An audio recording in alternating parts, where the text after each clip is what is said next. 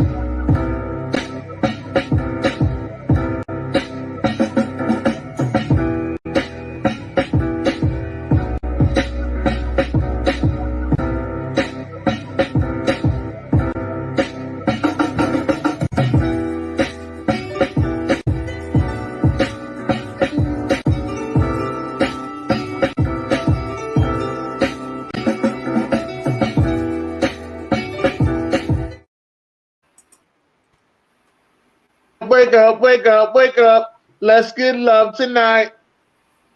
Get up, get up, get up, get up. We gonna do it right. What up, everybody? Happy Saturday morning. Welcome to the Side Jawn. I'm your host, Dennis Holmes. I'm here with my co-host, Chocolate Girl. Okay, wait a minute. You've been lazy with this Chocolate Girl lately. And my feelings are hurt. I understand. I don't want you to understand. I want you to say it the way you're supposed to say it. Like you mean it. Like you mean it. Yeah, so let's try that again. Go ahead. Introduce yourself. No, we run a little bit late. We ain't got time for that. I'm in the show with you. All right? We got a special guest today. You always want to be extra with special guests. Why you don't be like, this is just me? But when it's just me and you, why you don't do that? I'm being the chocolate. That's who I am. I am the Chocolate Girl. That's who I am. And it's my favorite day of the week is Saturday morning. We on the Side Jawn. We got the one and only in the building. Oh my God, I'm so excited. So excited that he's here. Y'all may have known me refer to him as the plug. You hear a lot of other people calling him Maurice, but the name is Donavan Maurice Samuels in the building, ladies and gentlemen. Yes. How y'all doing today? It's a pleasure. Haven't been on podcast in a minute, so I'm ready to get the ball rolling. You know, I got been through some stuff, but I'm just glad to be here and just be able to be on a podcast for a couple hours with some really close friends of mine that I truly appreciate. So I'm definitely thankful to be here. Oh, well, we appreciate you too, man. We do. Yes, definitely appreciate you. You know what I mean? It's nothing but love here. We're gonna be talking a lot of things. You know what I mean? We you hit me up the other day talking about those NBA trades. So we're gonna definitely have to talk about that. We're gonna have to hit sports because that's originally how we all connected. You know, a lot of people don't know exactly, why I call you the plug, but I want to start back from the originally how we met. You understand? Yeah. But I want you to tell your story because I always tell my story. People don't heard. I want you to tell your story on how we met.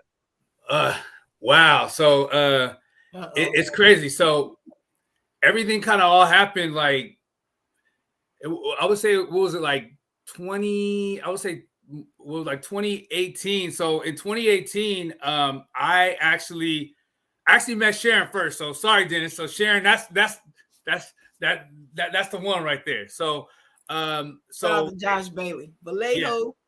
Yeah, so basically, it may have been even earlier than 20. I would say like 2017. 2017. Yeah, it was 2017 and 16 is when we met. Yeah, Yeah, so it was around that time, and actually, a friend of mine, his name is Justin. He actually he went to Morehouse with me, and he's a Sigma. He told me about this this podcast, not podcast, but group 2 Minute Warning. So I started going in 2 Minute Warning. And they were just debating back and forth, and I was like, "Okay, this is right up my alley." You know what I mean? So, I basically was on there going back and forth. Then I didn't really know Trisha. She kept like making these posts, and I was like, "Dang, like everybody's against her all the time." And I was like, So, you know, I started to defend her a little bit, and then I didn't really know that it was her group until like maybe like months later. But you know, it was a lot of stuff going on. Everybody was younger, obviously, but a lot of back and forth. So her and Sharon, they had a show, and I still wish the show was on today. Out of your league. Mm-hmm. Yeah, out of your league. And it was great. Like the way Trisha had it set up, she had a call-in line. You know, she could mute people, block people. I mean, before all this stuff came out, like StreamYard and Zoom and everything, like that was it. Like that was like Trisha's always been, and shout out to Trisha Joy, because she's always been well advanced with like technology with all this media stuff. So yeah, we love Trisha Joy. We love Trisha Joy. Yeah, so I went ahead and met Sharon there. Then all of a sudden, I went on at night. I was working nights at the time, and then I met Andre the Torch Robinson, and he was on a network, Rise Up. And just like everyone else thought, when I saw Rise Up, I thought it was like some Falcons type stuff, and I'm like, like, you know, I got a little Atlanta tie, so I'll listen in. But then I would go on there, and then I would see.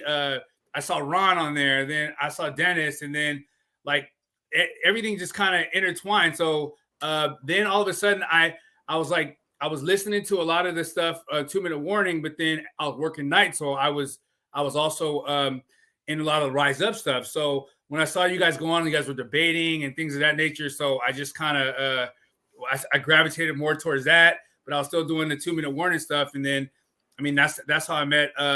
I met Dennis and everybody, and then when I met Dennis, me and him just kind of hit it off, and he was doing a lot of shows, and it was something I wanted to do at the time.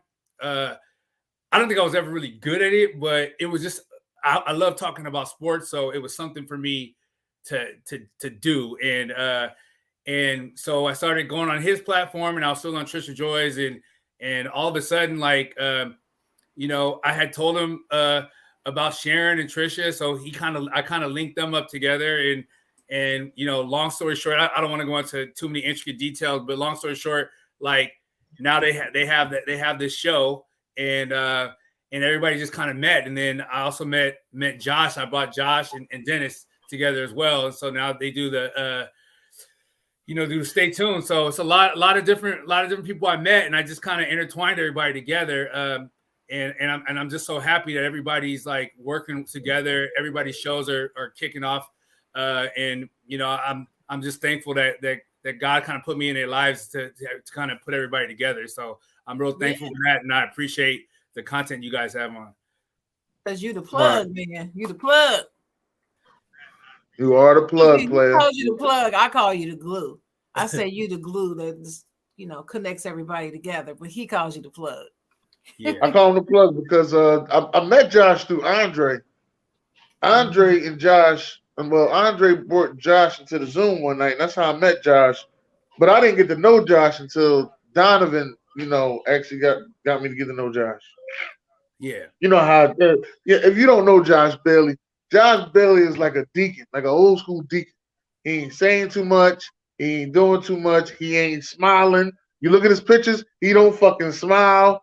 It's just kind of just a straight face, just all the time. He a police officer all day.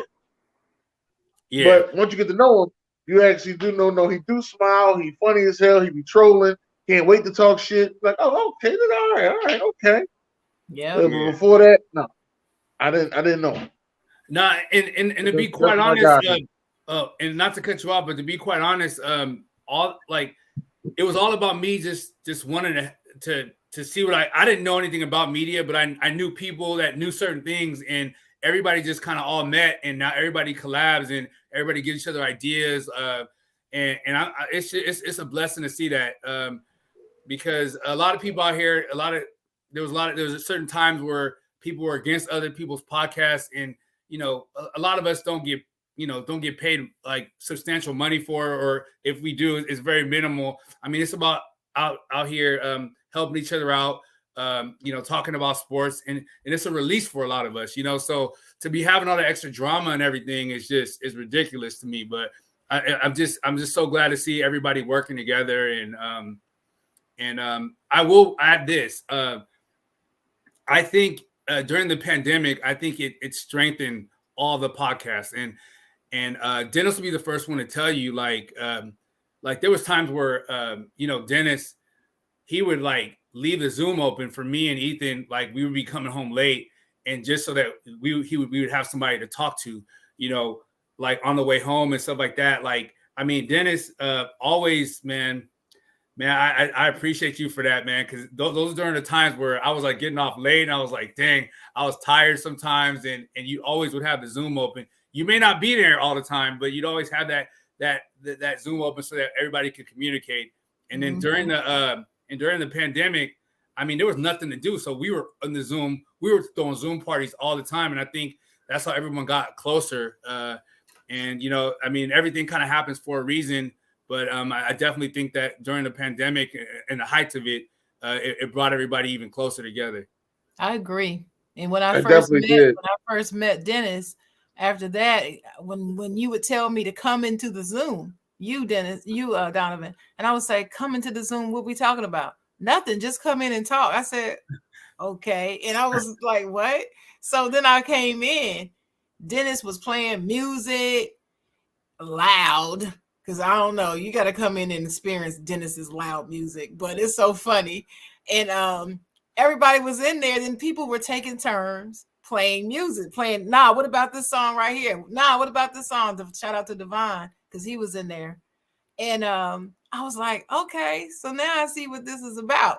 It took me a few times coming in to really understand it. But, I think it was rather life-saving for us all, because that beginning of the pandemic was madness. It was madness for us all. And we all seem to be very social people. Right. People who get out amongst people. We're not the hermits. And so when we would come into the Zoom, it was like an internal party. It really was a party from across the miles. And I had to explain it to my sister. She didn't get it at first. But I will never forget the first night we had a toast in the Zoom. I was like, whoa. Because at the time I was sick, so I couldn't drink. I was on some medicine. I couldn't drink.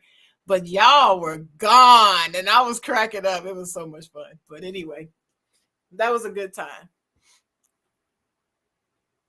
Yeah, that definitely was a good time. I ain't gonna lie. We used to, because that we didn't know what the world was gonna be during that time. During that pandemic.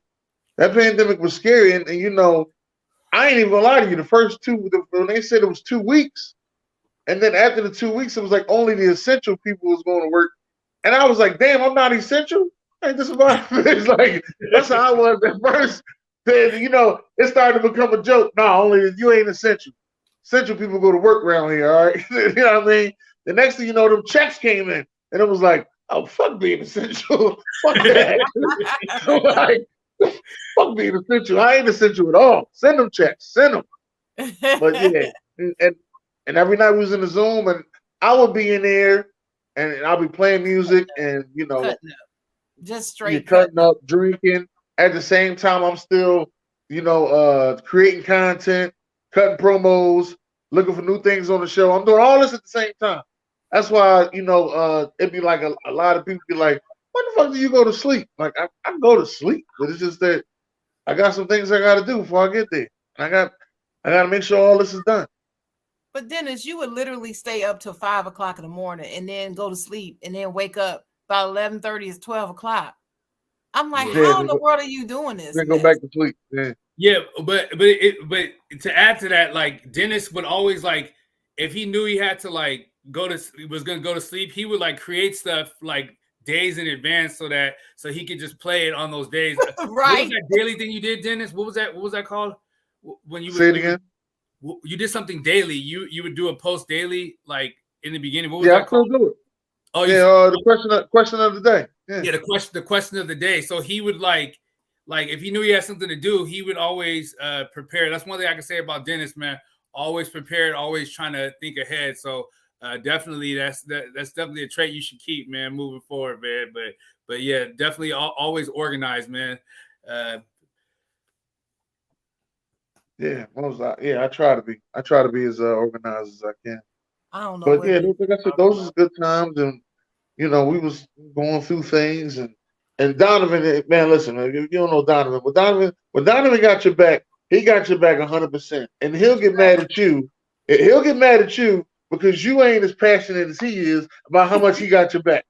That's how I mean, man. Listen, I was going through some things. So I ain't gonna mention no names, nothing like that.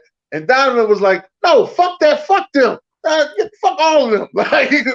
Like Donovan, it ain't that serious. Like, ain't really nothing involved. It is that serious. Fuck them, fuck that, fuck all of them. Like, that's how he was. Like, fuck you, I ain't got to deal with you. Fuck all that. Like, you got to distance yourself from them. Fuck them. Pretty much. He was. I ain't gonna lie. He was right though. He was 100% right. Pretty much. Donovan is he's a gem. He's a gem. Yeah, definitely been a gem to us. Very special to me, to my heart. And I'm really, really, really, really protective of Donovan. Don't nobody gotta say nothing about Donovan bad around me or you, Dennis, because they know they get straight cussed the hell out. Yeah. Just the way it is. That's how I roll. I'm very loyal. Yeah, I have to agree. Very, very loyal. And that's when I met and I started to meet, Chew and W. And I was realizing, y'all got like this big loyalty thing, and y'all stick to whatever argument y'all staying on. No matter what goes on, y'all stick to it. Yeah. I said, okay, I get it now. I got it. I understand. We 2-minute warning, me, Trisha, and Sharon, Team Westbrook all day. Remember that. Yeah. I ain't got nothing to do. We'll get to that. We'll get to that soon. Team Kobe, Team Lakers, Team Steelers. That's me. Oh, I was about to say, Trisha, Team Kobe? No, Trisha is Team Westbrook, Team OKC, and Team Sharon, though. She got my back a lot. Donovan's too. Man, that's definitely good to know. Now, through the times that we all got to know each other, you went through some hardships sometimes, and I want to talk about, how did you get started on your situation, and what made you stop? Oh, okay. Yeah. So this is one of the main reasons why I definitely wanted to come on today, because I feel like I could help somebody. So for some of you know, I made a post about last October 1st, and I actually celebrated my first year of sobriety on October 1st last year. But now it's like 16 months and in 10 days. So so the whole sobriety thing, it started early. Like a lot of times, like when you go through, everyone talks about people being like drinking heavily and stuff like that. But a lot of times it's like, it's not really the drinking. It's like, why are you doing that? Like, what is the cause of it? So, I think, early on in my childhood, like, not the most ideal situation. But my father was on drugs, in the middle of the 80s. He was like picking up stuff from the ports in San Pedro, and he was pretty much, in 1985, 86, my mom, we lived in a 3-bedroom, 2-bathroom house. Things were great, but as time went along and as the height of cocaine, it kind of came up. Basically, he just got deep into it to the point to where it destroyed our family, and we went from a 3-bedroom, 2-bathroom house to me, my mom, and my sister living with my uncle, in one room, and this was early. And so I never really thought that like that was an issue, but, as a kid growing up, mom was a single parent. She worked her tail off. And, there was always times where I was at my baseball games or whatever. She would do everything to put me in sports. Like, that's why I'm always about sports, because she never wanted me inside the house with my sisters and everything. It was like you got to go outside and play sports, take out the trash, water the grass. Like, that's why I don't cook. I don't know how to do any of that, any of the indoor stuff. Like, I can use the air fryer, but you know, for the most part, like, I ain't cooking. You know, so but yeah, so you know, just growing up, you know, not having a father in the home, I think that kind of started it all off. And a lot of times people are like, dang, well, a lot of people grow up without a father in the home, but you know, it affects people differently. And I think that's one thing that I've learned. But just going along there, like, it was always like, I was always in this situation where it was like, dang, like, you're just not good enough. Like, I was on a varsity basketball team, like, dang, but I just couldn't crack that starting rotation. I was coming off the bench. It was always like never quite good enough. I always felt like I was never good enough, and I was really quiet. So it was one of those things to where, like, I internalized everything about my feelings, about how I felt about situations. You know, I grew up in the church, so it was one of those things to where, like, I was constantly like living, trying to like be the perfect Christian and trying to please my mom and everything. And, you know, it got to a point to where, you know, like, I was so sheltered. Like, I didn't do anything in high school. Like, I never went to the high school parties, maybe once or twice. But, you know, then, you know, it was a blessing, man. Like, I felt like I beat the odds, right? I felt like I beat the odds. I felt like, dang, I got to go to Morehouse. I didn't think my mom had the money for that, but she worked 2 jobs while I went there. And, you know, she told me, you go there for 4 years, and that's all I'm paying for. So you got to make do it, and you got to finish your 4 years. So, you know, I didn't get the greatest grades there, but even there, like, I felt out of place. So when my father split, like, I went to school in Santa Monica. That was a blessing. You know, the schooling's a lot better out there than LA Unified. So when I went to Morehouse, I'm like, dang, I'm going to an HBCU. Like, dang, I don't even know if I'm black enough. I've been around like Caucasian kids, and it's just a different environment in Santa Monica. It's real liberal. I don't know if anybody's been there. Real liberal place. But, you know, like, I had never really been around a lot of African Americans, like, in that type of setting. And then all the tradition at Morehouse, like, I felt like I didn't deserve to be there. And these kind of escalated. But a lot of it, a lot of the stuff was just more of, for me, just not having confidence in myself, just with anything. And you would think from the surface, like, oh, okay, you went to school, went to Morehouse, graduated. But a lot of those kids, like, they were coming from parents that were doctors, like, really, like, successful businessmen. Like, my mom, like, I had to really, like, I almost got kicked out because, you know, we couldn't pay, you know. So I mean, it was a struggle. It was always a struggle for me, but I was always like, I never really had like any type of male figure. And you know, it was kind of one of those things where I just tried to fit in all the time. And so when I got to Morehouse, like, you know, I had to do the whole fraternity thing. So I'm a Sigma, and with that, you know, you being in college, you know, you start to drink and party and stuff like that. And, you know, you hang out, and, you get the girls, and you do what you do, right? You do the whole college thing. And then it just escalated. Like, I came back home, then I started going out, and my first job out of Morehouse, like, I didn't really have a job lined up. So it was like, I'm working at BMG. It was like I was doing accounts receivable, but I was around like BMG, like I was around the record labels, and I was in Hollywood. So my first job out of college, I'm in Hollywood, and, you know, we're drinking at lunch, we're going, you know, and that type of industry, like, people are coming to work messed up all the time, you know. So it wasn't like one of those things to where, like, you're in a corporate job typing and stuff like that. So, you know, it started to escalate from there. Then I started to drink and smoke weed and everything. And then, you know, as time progressed, you know, I liked it, man. And then it got to the point where I would work so much. I would be smoking a lot of weed, but that would get me tired. So then it got to the point where I was drinking and I was falling asleep in clubs. And then I was like, wait a minute, bro. I would wake up, phone being stolen, wallet taken, and I was like, I gotta figure out a way to stay up.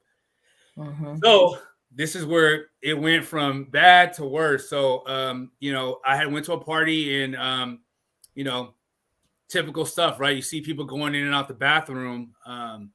And I started, I was like, dude, like these people having a good old time, and I'm sitting there and I'm, just chilling. And then, a friend of mine at the time, I don't know if it was a friend, but, they introduced me to cocaine, like powder and stuff. And I had to, and after I did that, it was, I wouldn't say lights out, but it took me down a really long tailspin for 15 years, back and forth.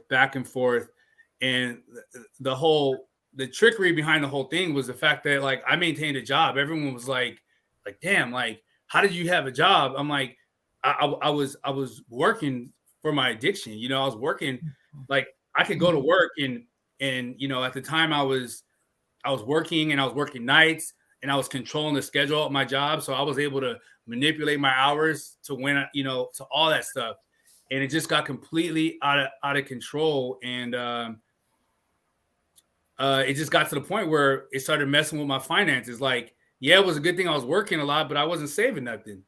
And I had to keep, I was back and forth. And all of a sudden, on September, the 30th, it was my mom's birthday. I tried to, I wanted to call her so bad, but I was so messed up. And this was September 30th of 2021. And, she, you could tell, like, how you could, like we were just talking about this, Sharon, your mom knows, she knew I was struggling with it, but like the fact that I couldn't even call her. On her birthday too. Yeah. Yeah. And I texted her, but it was like something in me, like the next day, I just went to work and I just cried for like 3 days straight. And it was just like, I got to do something. So I don't know if that's what, like, God spoke to me and just told me, like, you got the resources, go to rehab. And, for the longest I had been thinking about it because like I was one of those addicts that like I felt like, okay, if I stopped for 2 weeks, then everything would be cool. But every time I went back, I would go back like a lot harder and money would go faster. There's readings that talk about this. Like you go back, you take a couple weeks off, the lines get fatter, the money goes faster, and that's exactly what it is. Some of the readings that I read in these meetings, exactly what happened to me.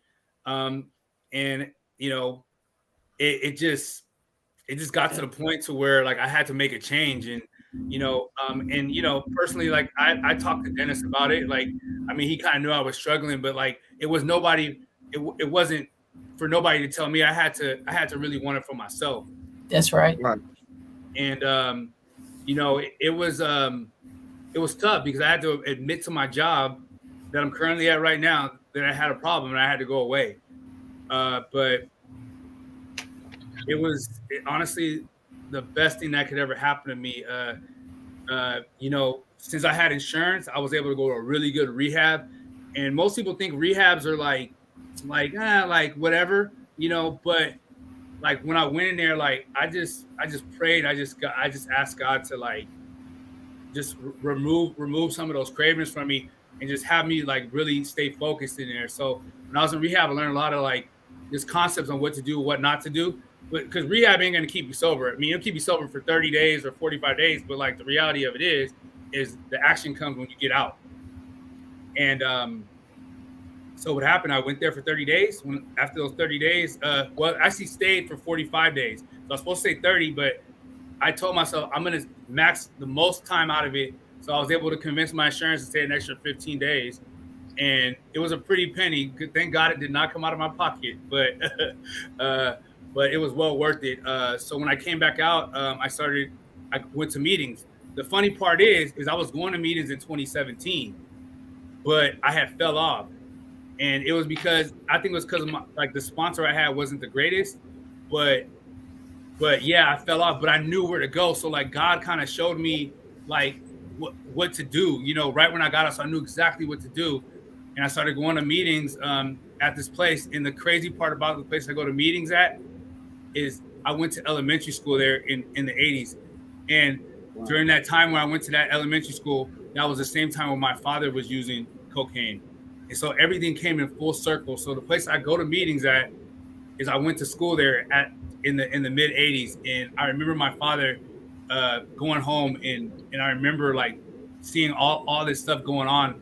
And it's just crazy how everything just tied together. But now it's about the meetings. It's about doing unity, service, and recovery, man. Like that's what I do, and that's the triangle of sobriety.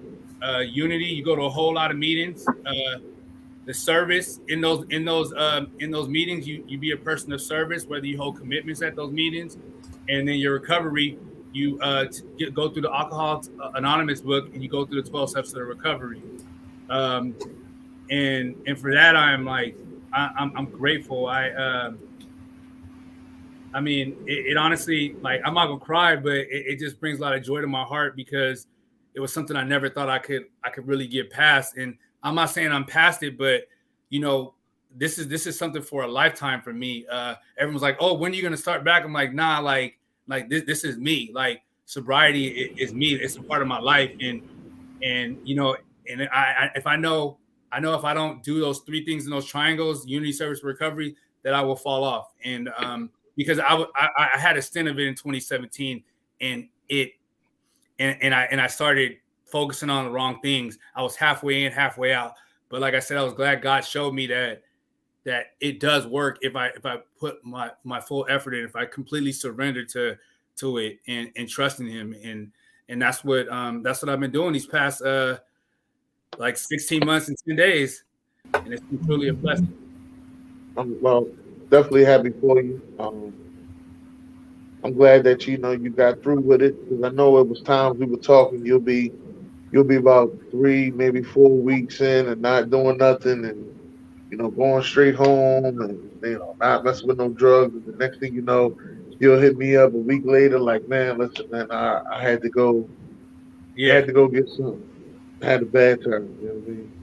Yeah, and not to cut you off, but like I would go on binges. So it would be like I would stop maybe, and I would think, oh, okay, got it under control. Then I would go on like two-day binges, and like I wasn't answering no phone. I may text you every now and then, but everybody kind of knew what the MO was, and you don't really think that when you're going through it, because you think that you got everybody fooled, but everybody notices, especially people that are close to you, when you don't answer or you don't answer text messages, that they know that something's up. And then like not to say my appearance was always messed up, but it was just like I didn't really care a lot of the times. It was like I'd be at work thinking about like, dang, like I can't wait to get off so I could get something. And that happened during the pandemic too. So the same times we were on the Zooms, like I was doing that because bars weren't open. So a lot of times with me, I would go to bars and then I would go pick up something, and then I would go, I wouldn't say it's a trap house, but it was a place where I could watch the games and stuff. And then I end up just staying over there. And the people that you put yourself around, like I was hanging around with like Bloods and Crips. I'm like, I'm not about that life. You know what I mean? Everybody, you know what I mean? Like, I'm not about that life. But when you're doing those type of things, like, I mean, unfortunately, it brings a camaraderie, because there was people were picking up, from businessmen to all these type of people that were doing it, but they didn't have an addiction. They were just partying a weekend, doing stuff on a weekend. And there'd be times people would go over to the place I was at, and they'd be like, "Dang, you didn't go home?" Like I was over there and I was like, it just put me in a really bad place, and I never ever want to go back to it. And it brought. I went from 25 to 40 real quick. Those years went by so fast, and there was nothing accomplished. Like I had a job, and thank God I had a job. I mean, I had my savings, my 401k, and all this stuff. But for the most part, like it was like I made so much money, but it was kind of it was a blessing and a curse. Like the fact that I was able to work so much overtime I knew if I blew hundreds of dollars, I would just be able to gain it right back.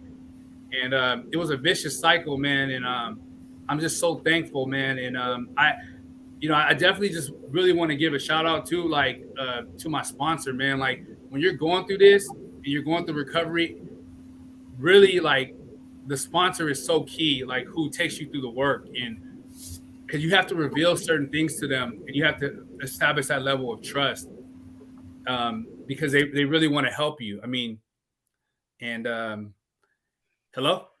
Oh. Yeah, I'm here. Yeah. BJ said big hug to you.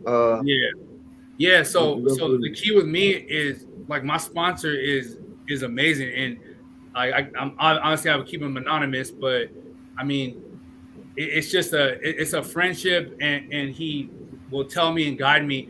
And all sponsors do is they just suggest things. Like the book is to be suggested. Like they don't tell you to follow the rules, but it would be in your best interest that if you read the book and you went through the 12 steps, that more than likely that you will recover or you'll find out what you suffer from that caused you to drink or use. Got it. We're very excited that you are free, helping people now. Mm-hmm. Are you a sponsor to somebody now? No, I'm not. But what I do now is I run a meeting. So the meeting where I met my sponsor at, there's an opportunity. So in these meetings, like they have positions. So you have like your secretary, the secretary of the meeting. They basically run the meeting. So you basically have to pick speakers, make sure all your other trusted servants, like which is the treasurer and the GSR, like those positions are the three like positions that you have to have at every meeting. The GSR is a general service representative, and they announce events and information about the fellowship, like everything that's going on. Their responsibility is to make sure that everybody's informed on upcoming events or any changes to bylaws or anything.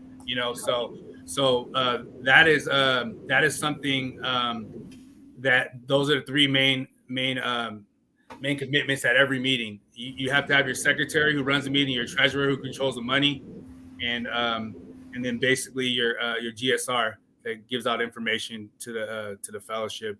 But I'm a secretary, so I run a meeting now. So I got to call. I gotta make sure I got the speakers, everything. So I'm like, it's just a blessing. Everything is just works out. But like I stay into the book. I meet with my sponsor every Tuesday, and we go through the 12 steps. Like everybody's like, oh, well, you're only on step 3. Like, so basically, I'm not going to quote all the 12 steps, but that is not only applicable to the people that are going through recovery. That's just those are life for anybody going through any walks of life. Like if you read the 12 steps of recovery, like, I mean, it's a self-cleansing.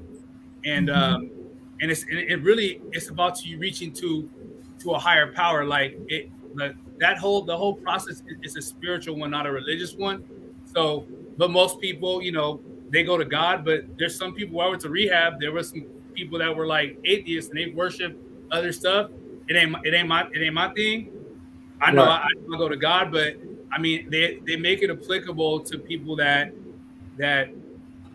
aren't really believers in God. And but I mean, if you go through the 12 steps, it's just anybody would benefit from it if you read them and you go through it. Yeah. BJ said, my bad, take it back. Dennis ain't that guy. Donavan is that guy now. I wanted to talk a little bit about when you were going through it before you went into rehab. Mm-hmm. Only reason why I hate to interrupt, but the only reason why I'm mentioning this is because I remember I had no idea that you were an addict. Had no idea. None. Yeah. None. I knew that you used to drink and have fun, but so did everybody else that was in the Zoom. So I didn't think not Dennis. I didn't think anything of it. So I mean, everybody was, most people were coming in there and having a drink and being tipsy, but I never thought that you were like drunk, just tipsy until you would fall asleep. And then sometimes you would fall asleep. We like, and we would, it was a running joke. Donovan had too much, fell asleep. Well, I mean, and I'm gonna be brutally honest with you. Like some of those times, like I fell asleep, but I went off and I was doing other stuff, And, right. And but I didn't. My point is, I had no clue. I just thought you were just the nicest guy. You were funny. We always had, but then when you would be on the shows, you always had a point of view. You were able to articulate it intelligently. So wasn't no stammering and stumbling over your work. None of that. It was, those of us who are not in that life, we look for signs that we know. Yeah. But we don't know all the signs because that's not our life. So, and I didn't grow up around anyone like that. Like you were talking about your dad. I didn't have that. So I didn't have that experience. And so one day, I know it had been like days and I hadn't seen, heard. I sent you a message, I think, you didn't respond. And then one day I was just sitting there and I said, I'm going to ask Dennis. And I asked Dennis and I was like, Dennis, where's Donovan at? He was like, well, he's going through some things. That's all he said. He didn't say anything else. Yeah. And I was like, okay. And me being a woman and a mother and that intuition thing kicked in. I said, well, whatever it is, I don't need to know. Whatever it is, I'm just going into praying and fasting for that brother. And I did. And I was serious about it and intentional. And the next thing I know, that's when you sent me the message. And when you sent me the message, I just started crying. I was just bawling because I didn't know. And I felt bad. I felt like, we are arrogant people. We got an ego. And we always feel like we could have helped in some way. And I don't know if that is arrogance or ego, or if it's just having a heart for the person. So I struggle with that. Sometimes I have to pull back and say, well, girl, who are you? You ain't the miracle worker. You're not God. But you still feel like if I had known, could I have said or done more or something like that? You go through all this self-talk. Yeah. It ain't about you, Sharon. And so I just had to, put that aside and say, it's not about you, girl. And so I wrote you something back. I told you I was praying. I remember that. I told you I love you. And I'm your sister. I'm here. If you ever need to talk to me. And I meant it. And I told you I mean this now. I don't just say this stuff to everybody. Right. But I remember that. And I felt happy that you had recognized those things and you made the decision to go. Yeah. That gave me the most joy. The second thing was I felt that you were in good hands. The third thing was I said, well, God, you in control. And I'm just gonna have to, give this over to you. And then after you kind of started coming back into the fold and I started seeing the real Donovan, I like you even more than I did before. So it's like, I'm just like, this is a fantastic story to me. Being a writer, I'm the type of person, the first thing I want to do is write your story. It's like, okay, I need you to just tell me your story. I need to write your story. Because there's other deeper layers of it that I can't do. I know it. But there's things about this, Donovan. You're right. You can actually touch other people with your story and help other people. And so as a writer, you immediately think that type of thing. Right. But I just respect and admire and I'm just so happy and proud of you. I'm happy for you and proud of you. Think the world of you. And I'm just so glad it is working. But I'm going to let Dennis go back with his questions. I just wanted to get that in since you were talking about, how you ended up telling Dennis and at the beginning how nobody knew. We didn't know. We had no idea. We knew you were having fun. We knew that. But we didn't know that about the addiction part. And you were never mean. You never did all those stereotypical things. Like you never were just nasty, lashing out at people. And you wasn't doing any of that. Yeah, I was always honestly like, not to say that y'all wanted to get high, but if y'all wanted to get high, like I'm the person to be with because I'm always sharing, and to my own detriment, and it's crazy you say that because like a lot of it, I would get upset because like I'd always be sharing stuff, and then it would never it never came back reciprocated to me. And I think that's another layer of a lot of things too, is that I was always really nice to people, but when it never was reciprocated, it always like put me into a tailspin. Like, dang, I did all this and then I didn't even, you know what I mean? But you know, I kind of realized that not everybody's the same. And you know, when you have a clear head, like you're able to rationalize and think about things like and everything is so much more simpler to understand. Like one thing I know is that everybody ain't gonna like me. One thing I know is that, you know, people aren't wired the same way. So you have to accept that, you know, so. All right, Dennis. Yeah. No, one of the things that I do, how I found out, this is how I found out, right? And when I first started podcasting, I was like real reckless. Very reckless with my mouth. All right. So you said something crazy on the show, immediately I called you a crackhead. That's just immediately what I said. You're a crackhead. You said a crackhead? Yeah, get this crackhead out of here. Like almost like Judge, you know, Judge Joe Brown. I know a crackhead when I see it on that note. Like that's immediately what I said. You know what I mean? And I would say a whole lot of other stuff too. You know, I'm thinking it's engaging. It got the people going. You know what I mean? And one day, I think it was New Year's Eve.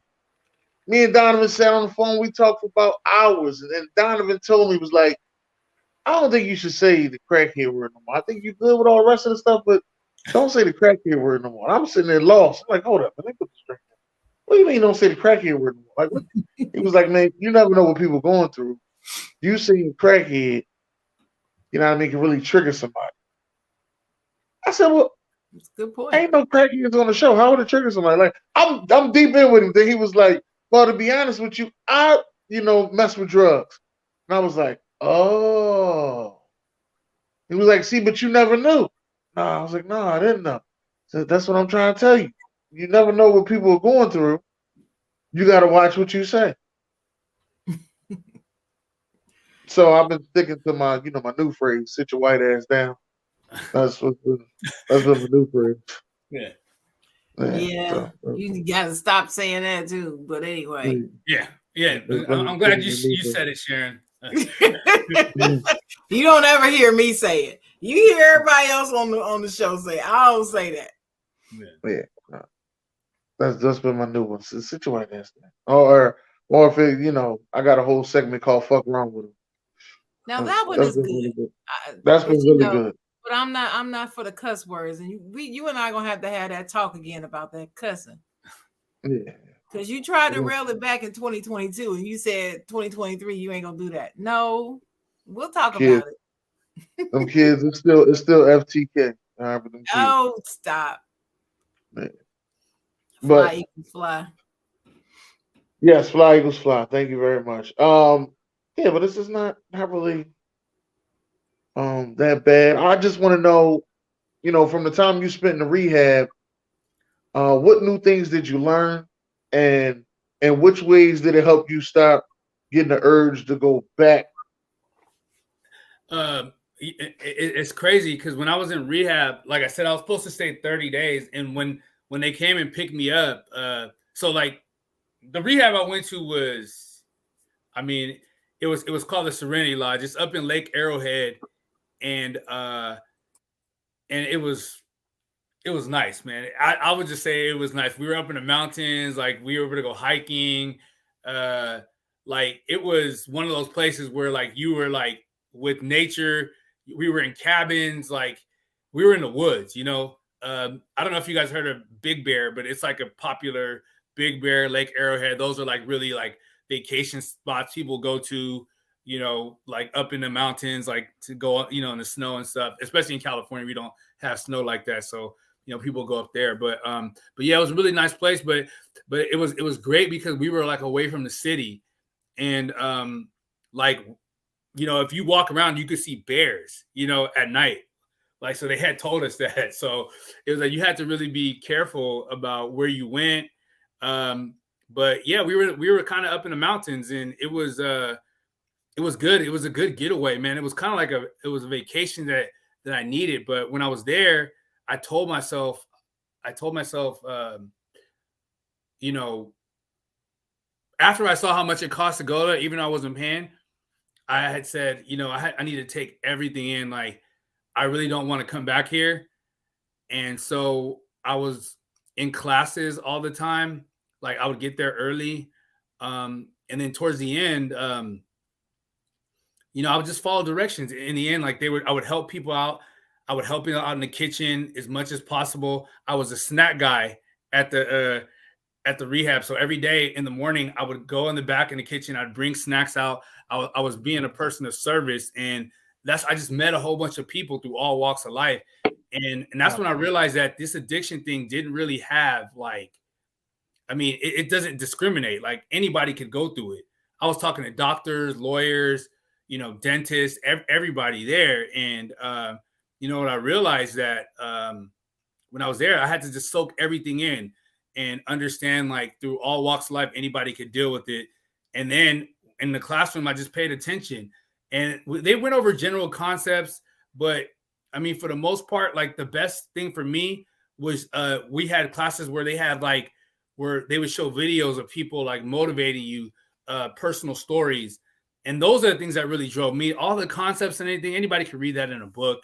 But you know, what they told me there, the most thing that I always remember is they said, the first thing they told me was, get comfortable with being uncomfortable. And that was something that always stuck with me, because it was like, dang, like when I go back out, like, I'm going to be in some uncomfortable situations, as far as being around people that are drinking and all these other things. So, you know, just some of the sayings and stuff that I got from there, and the motivational speakers, I think I got that's the most I got out of it. The concepts, like, you could learn that anywhere. That's not going to save you, but hearing personal stories and how people recovered, that's the ticket. You know, that's what you take from those places. And then, like I said, my experiences in being in meetings in 2017, I knew exactly where to go back when I finished the rehab. So, yeah, it was more about personal stories for me. Okay, that's good. That's definitely good. Personal stories and everything. And you know, I mean, you met some cool people. I remember you telling me that. And you also, after your year, don't you get a token or something after your year? Yeah, so, you know, I got a year, and then yeah, you get a token. You know, you get chips like so they do like 30, 60, 90 days, and then they go 6 months, 9 months, a year. And the fellowship that I'm in, you get one for 18 months. So I'm gonna have that coming up April 1st, you know, God willing, one day at a time. But yeah, yeah, you get those type of accolades when you have your birthday. Like, they celebrate them. Like, in my meetings, if you get a cake and everybody celebrates your birthday, it's a big deal. Like, to me, like, my sobriety birthday is more important than my natal birthday. I mean, I don't get me wrong, like, it's neck and neck, but sobriety is what's keeping me alive, you know. And this is what I had to deal with, and this is my lifestyle, you know. So that is like most important to me, because I have my life back now. Like, I don't have to hide from people anymore.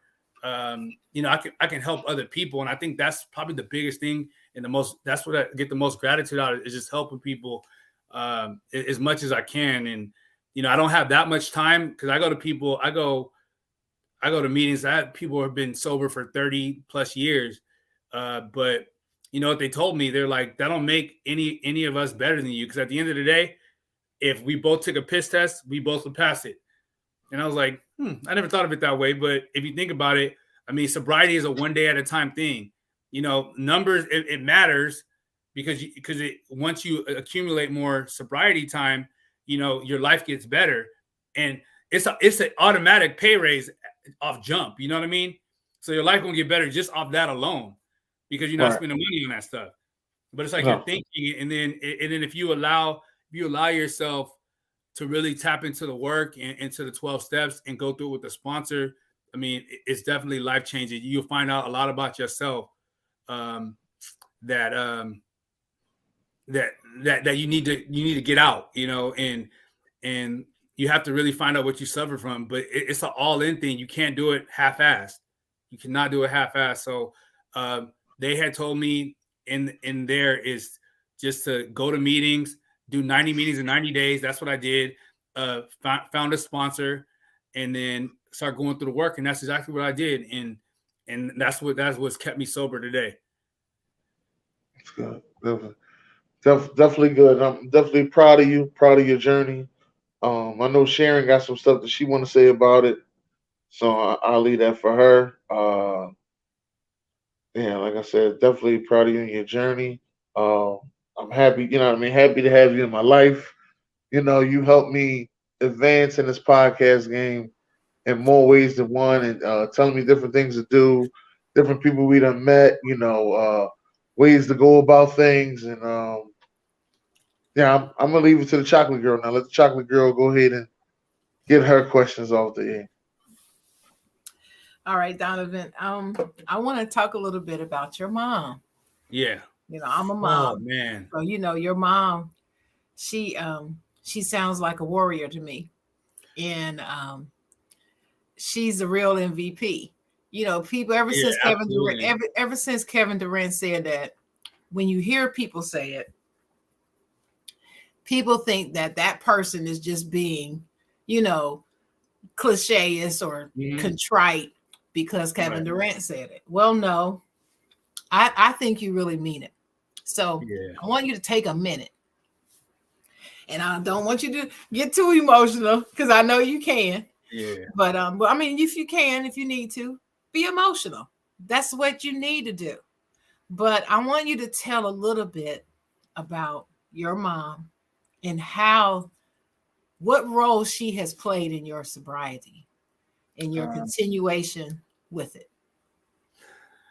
Oh man. Like, to me, like, and I always get teary-eyed because, like, my mom's like, she's always been there. And even there was times where, like, even through my addiction, like, she kept me at arm's length. Like, she wouldn't mess with me, but, like, I was always there. And there was times I tried so many different things. Like, I would give her my whole paycheck, and I would tell her, like, I'm struggling. And she knew that, and she just did whatever she could to, like, help me out. But if I fell off, she wouldn't talk to me. But,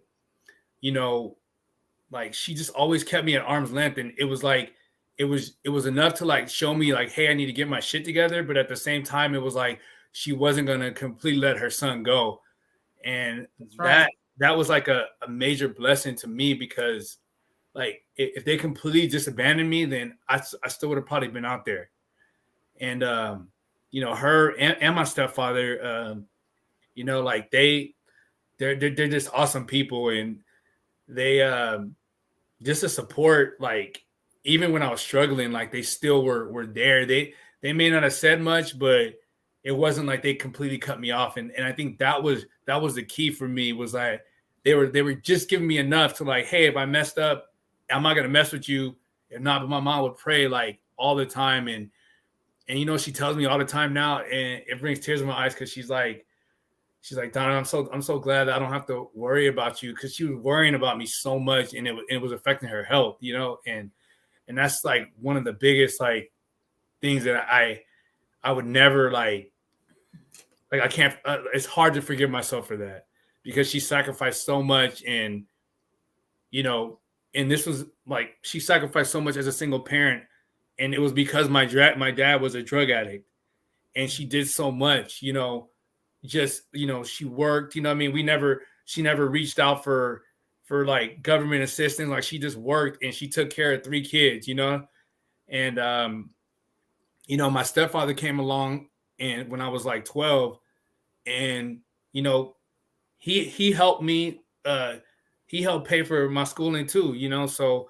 And he wasn't even, like, married to my mom, but I was like his son, and that was something that, like, I took for granted, because, it's so easy to, when another man comes to your life, you're like, oh, well, you're not my dad. You know what I mean? Like, yeah. You know how that is. Yes, I do. Because there was some resentment for me with that whole situation, because, like, I felt like the person that should have been there, he let me down as a result of doing drugs. And I never really, like, thought about it till later. Like, that's why I didn't really want to open up to him so early. We're really close now, but you know, it was something that kind of gave me restraint because I had been let down like that. Like my dad, I don't have any, for my biological father, I don't have any good memories at all, like none. You know what I mean?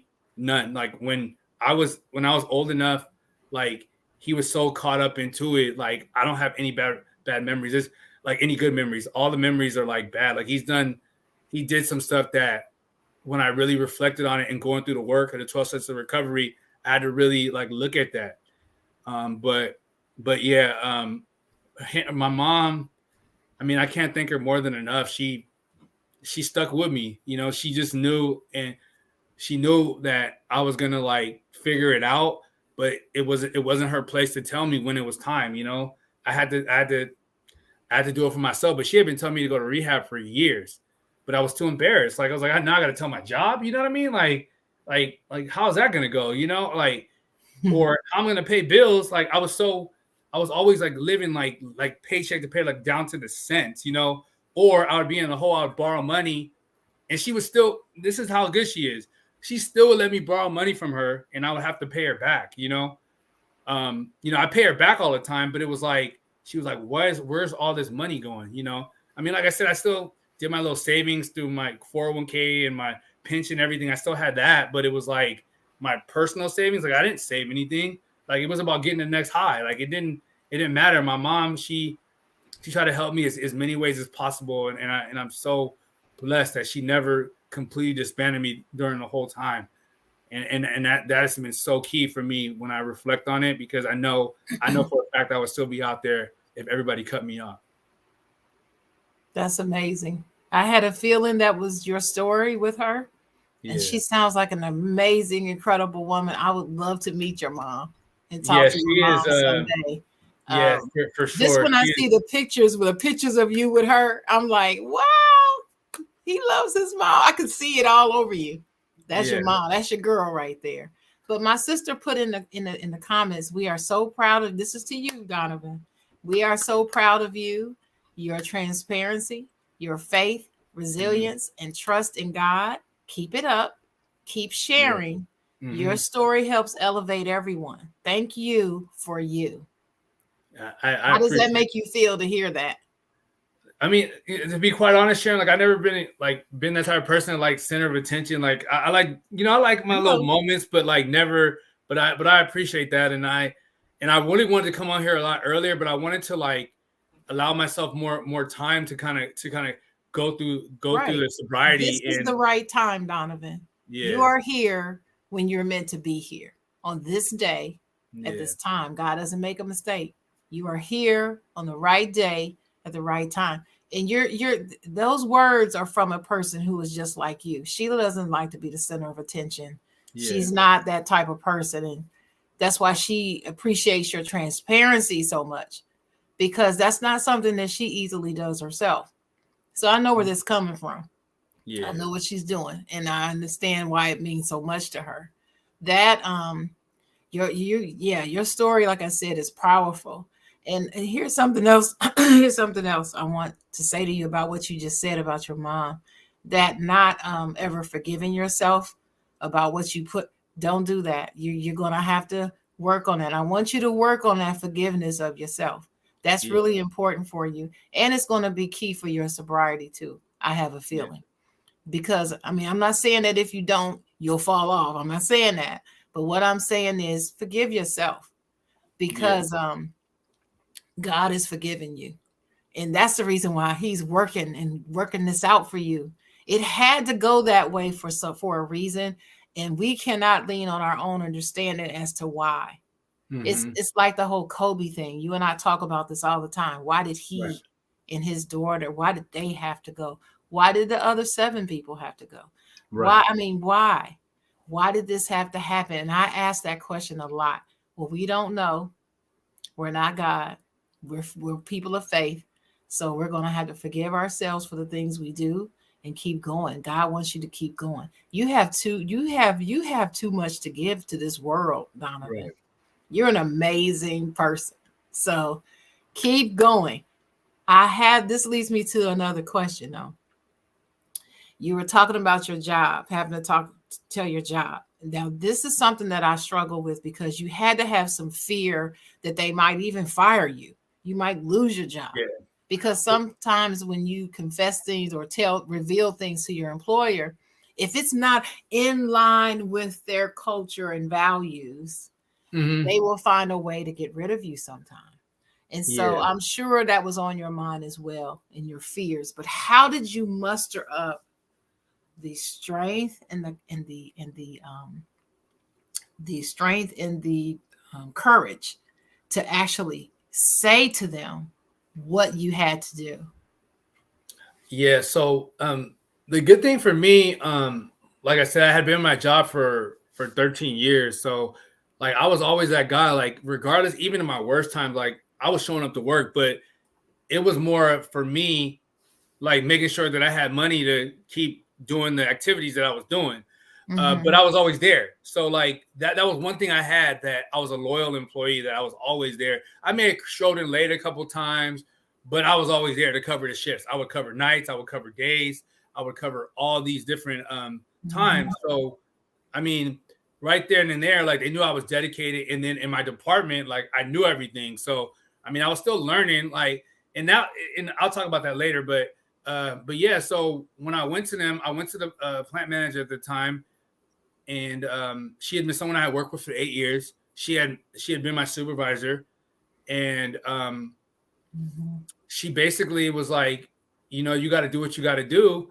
And I didn't really hear much of it, but one thing I did when I was there, I was very transparent. I would call them every week and I would tell them like, hey, this is how I'm doing. This is how long I'm going to be out. I would keep in contact with them. That's great. So it wasn't like, oh, well, I'm just going to go through the FMLA and then not talk to them. Like I was very transparent. I gave them the card. Like I let them talk to my case manager. He talked to them and let them know how I was doing. I didn't have to do that at all, but I wanted to know. I wanted to let them know that I was doing well, and that when I came back, and what I told her is when I came back, like I was just going to be a better employee. Yes. I mean, I was doing everything like half-assed for so long, but I had been so long at my job, like I knew everything, so it was kind of like clockwork for me. But at the same token, it was also a hindrance because like I was basically I didn't go for other jobs because I didn't want to learn nothing new because I was so comfortable in my situation. But yeah, like I was super transparent with everybody, and it was scary when I came back. Like I'm like, you know what? Like I'm not gonna sit there and hide. I'm just gonna talk about it. So what is it like? If someone's gonna hate on me for improving my life, like then I don't need to be around them. You can hate all you want, but you know, like I was very transparent. I talk about it at the job all the time.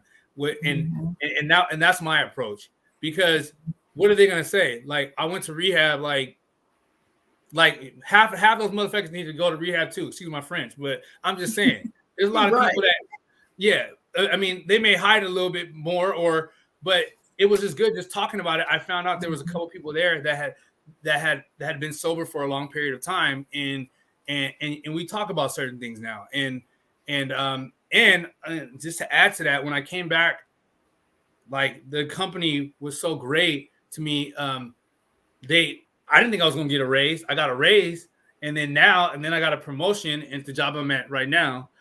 So all that happened within a year, and it was all about me, you know, coming back to work, being responsible. And the biggest thing on me was that I was always late. I was never on time, but I would always do the work, but I would stay late, but I would always show up late. And so, but I was always stuck in the warehouse part of where I was at, because I was like a supervisor in logistics. So it was like, you're basically back in the warehouse. So you're not like in the main offices. So they didn't really have to see me anyway. So I knew exactly when to come in loaded, when not to. Like there was, like I had it all like on the back of my hand, but they were super supportive of me, and I've been very transparent with everybody at the job. I really don't care. The recovery is my life, and if you ain't trying to roll with me with that, then so be it. Yeah, I can see that, and yeah, you were always there. Because you were always being the Zoom at the job. And so we were like, man, Donavan that dude works, man. He works hard. Yeah, I was but unfortunately, like I was doing that to pay a bill that I shouldn't have been paying, So right. But this is a good interview, because this leads me to my next question. How do you were talking about, if people aren't rolling with you in your sobriety, then be gone, right? Mm-hmm. How do you handle those people who you used to deal with in that life? How do you keep them at a distance? Do you cut them off completely? And what do you say when they approach you? Okay, so the funny thing is the person that I was really close to at the time, like, when I got the spot I'm in now, like, my credit was really messed up. It was messed up. Mm-hmm. And they actually helped me get this spot. And they, like I said, like, there were some people that weren't bad people, but it was just the activities. And so I had to cut them off. I had to cut everybody off. Like there's a text every now and then, but then there's some people that I'm not going to text at all. There's some people that were friends of people that were doing that type of stuff that, I'll keep them at a distance. But all I do is go to meetings and go to work and go to the gym. Like, I keep it real simple. If in my family, and then people that I've known that I know that truly have my best interest, but it's so easy to kind of filter out how you want to treat people when you're completely sober. Like, my first thought with me, what I found out with myself, like, me being sober, a lot of times my first thoughts is the right way to go. So if I'm not feeling it from the beginning, then I'm not feeling it, or I'm going to express it, And before, I was so ashamed to, like, call anybody out on anything, was because, like, I had skeletons in my own closet, but now I don't have to hide that. You know what I mean? So I can be truthful with somebody. And if I'm not liking the way things are going, or I don't get a good vibe from somebody, I'm like, nah, like I think about those people all the time, but I mean, I'm not going to hit them up. I mean, it's just not worth it. It's not worth it. I've come too far, and, like, my life has gotten so much better, and I just keep the same routine. Good. Also, another question. When you were talking earlier about how you even fell off into the life, you were talking about your progression. Mm-hmm. You were at Morehouse. You did the whole frat thing. Y'all party. Then you got the job. You're in Hollywood. Party, drinks, then weed. And then all of a sudden, you couldn't stay awake. So then that fell off into the next thing. So I'm going to ask you this weed question, because this has been a thing that people have said about weed my whole life. And I'm now 50 years old, and I'm still hearing it, and people are still denying it. But do you consider weed in your life? Was it a gateway drug for you? Was it? Or was it not? Or would you describe it as something else?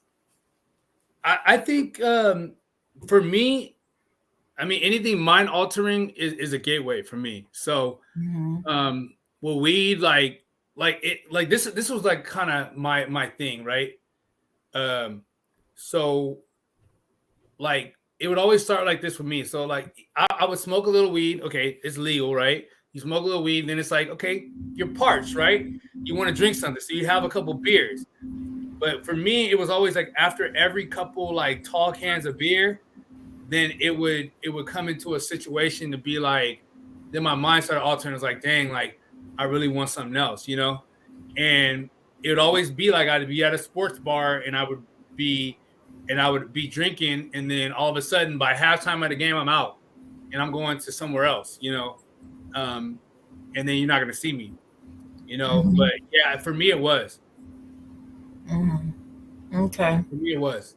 And I have no doubt in my mind, and I'll share this. Like, I know for a fact that I can't do anything. So once that came in my head, where it's like you can't do anything, like, everything is cut off. So there's not like, oh, I might be able to have a drink every day. No, like, I can't do it. Like, and that mentality has worked. Like, I cannot do it. And so that's how I roll. I don't do anything to put myself in that situation to even have the thought of in my mind. And is that like your lifeline then? The decision to say, no, I can't do any of it anymore, period. Yep, exactly. Any of them. Right. So I mean, you find substitutes. Like I mean, I like beer, so what I drink now is sparkling water. You know, like there's certain things, there's certain ways you go about it. One thing that I do that I probably need to stop. I started vaping a little bit, like because that was like the thing when we were in rehab. Everybody was on energy drinks and on vapes, and that's one thing that I started to do a little bit, and and that's something that I definitely want to cut out. But that was something that I dibble and dabble with. But those vapes they're like for your heart, like it's not really good. Right. And the energy drinks too, but Yeah. but yeah, those are what everybody when you go to rehab, everybody's smoking a cigarette or vaping or drinking energy drinks. Like that's just everybody's looking for that, or a bunch of coffee. Like coffee is like key. Yeah. And I'm not really a big coffee drinker, so well, I am, but yeah, I drink energy drinks, but I don't drink them like on a regular. I don't drink them on a regular. I used to drink them a lot more than I do now. But I don't drink them on a regular because I know they're not good for you. But in moderation, they're okay, but it has to be real moderation. Right. It can't be every weekend I'm drinking energy drinks. No. Yeah. No. Yeah. And only in case of emergencies. That's what it's there for. It's like break the glass and pull it out. Yeah. And that's what I do with that. But also here's my next question. Now that you've been tell us how many days have you been sober now? It's been 16 months in 10 days. So 16 months and 10 days. And so your anniversary date of your sobriety is October what? 1st. October 1st. All right, awesome. That's a great day. Awesome. I'm gonna put that on my calendar. That's gonna be Donavan Day. Yeah, like honestly, like I would rather celebrate my sobriety birthday than my regular. Like that's not saying I mean, but like that changed my life in that day forever. Yeah, we can do that. October 1st. Let me write that down. October 1st. That's the day. And that was in 2022. 21. I'm sorry. 2021. I'm forgetting this is 23 now. 2021. Okay. When you're around other people and they make reference to drinking, or they're around you saying they're going to have a drink, I'm going to have a drink, I'm going to get me some this, they're talking about it around you. Does it ever make you feel uncomfortable? See, I need to know, because I don't want to be around you in the Zoom and we talking about drinking and drugs and stuff, and then all of a sudden you got to have like a moment. I don't want to be that cause of that for you. So I'm honestly asking, how does it affect you in any way? And if so, how does it affect you when people are around you talking about alcohol and drugs and and that type of thing? It's funny because I kind of laugh about it because everybody knows how I was. So it was like I don't really like, I'll talk about it. I'll just say I'm just not doing it. Like I'm so firm in the fact that I'm just not going to do it. Like it doesn't really bother me. Like I ain't gonna lie. Like Jay Will had that like machine he had with that Keurig. It was like a Keurig and it was like pulling the alcohol out. I was like, oh, I was like, dang man, and that I was like, that was kind of triggering. I ain't gonna lie. But shout out to Jay Will with the gadgets. Yeah, but Jay Will. I was like that looked pretty amazing. But yeah, like he is people, Willie's Bar. He is Willie's Bar. Yeah, but it's crazy because like everybody who I hang around now, they're so respectful, and just shout out to all my friends. Like every time I hang with somebody, like Donovan, can I drink around you? I'm like, dude, do your thing, man. Like I'm in this for the lifetime. So I'm gonna be around situations. Now, am I gonna go into a situation like where I don't really need to be? Like there were so many times where I wanted to just go to a bar on Sunday and watch the games, but I'm like, I got a TV here, I got the red zone, I got the game on here. Like there's no point. Like you have to really question yourself in certain situations. Why am I there? If it ain't a family function or whatever, like I'm not gonna go. I mean, or I might just pop my head in, or if there's a situation, it's like at a bar and grill, I'll just sit at the grill. I'll just eat some food, get some water, and just call it a day. Or I just hang out. And I think that's what been really so good about my sponsor is that like he likes to hang out. He's also a Raider fan too. So, like he likes to go out and do things, but like I know he's sober. He's been sober for like 16 years. And so like if he wants to hang out, we'll do things as a group, and we'll, people from the meetings will hang out, and we'll go places. So it's not the end of the world, but like I'm just not gonna put myself in situations to like that I don't need to be in, so. Message from Ethan Tweedy. He says, I'm proud of you, Donavan. Yeah, I appreciate that, Ethan. Yeah, shout out to Ethan. Thanks for watching and thanks for commenting today, Ethan. This is going to be, this may be my last question. Mm-hmm. Then I'll turn it back over to Dennis. But I tell you what, sometimes I'm known to ask another one. So beware of that. But you were talking about being an addict and how you were able to still go to work and do all those wonderful things and people didn't know and you didn't fall off. But talk about the need to want to change for yourself. Because I'm sure other people who knew the truth had said something to you. Oh, Donavan, I wish you would. I'm praying for you, bro. Why don't you? These type of words. And I'm sure, but it took you deciding.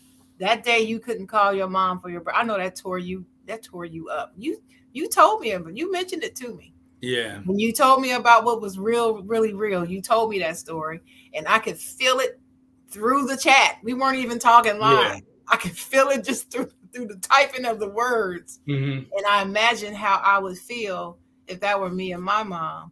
And so talk about the decision, how you had to be the one, no matter how much even your mom wanted it, who you love more than anybody in this world.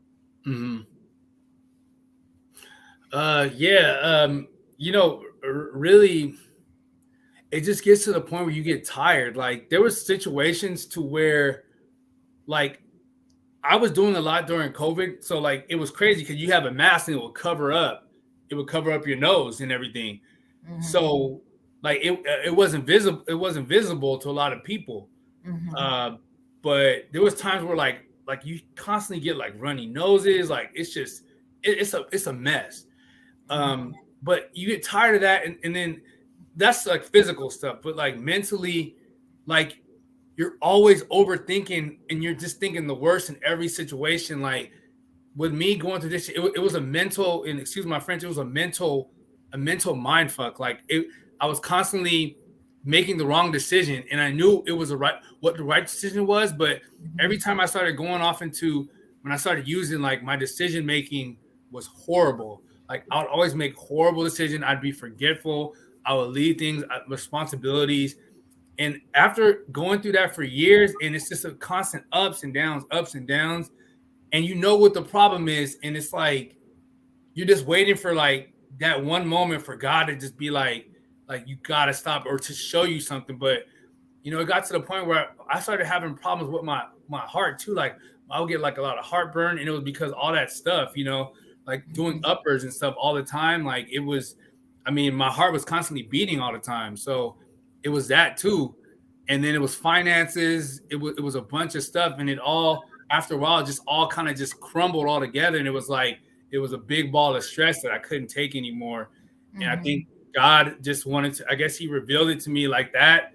It could have been a lot worse. Now they have people, putting fentanyl on everything, and people are dying, that could have been me. You know what I mean? So, yeah. So that was something to think about. And when I went to rehab, I didn't even know fentanyl was like that, but everybody was telling me how bad it was. And I had a friend that was in rehab. He was like a little brother to me there. He was on fentanyl, and he passed away like right on Christmas Eve of 2021. He was like about 2 months out of rehab, or probably less than that. And I was a friend of mine, and I gave him my Raider hat when I was there. If if I give somebody some Raider shit, like they mean something to me. Yes, sir. Yes, sir. So yeah, man. His name was Parker, man. May he rest in peace. He was a really, really good dude. Yeah, and he was trying to trying to be in rehab to because he had a kid coming on the way, so he never got to see his kid born. And he yeah, he was only 21 years old, and he was fine for 2 months, and he just went on one last run. But with some of those drugs, like if you go back to it, like your body can't take it because you've been away from it so long. So right.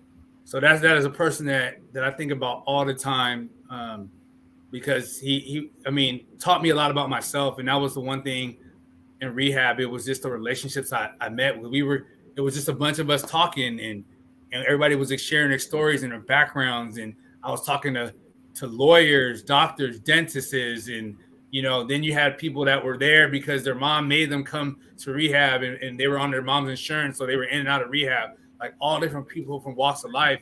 And I think it just kind of, let me know that it's real, and it's like no matter from what walks of life you're in, like it doesn't discriminate from anybody, and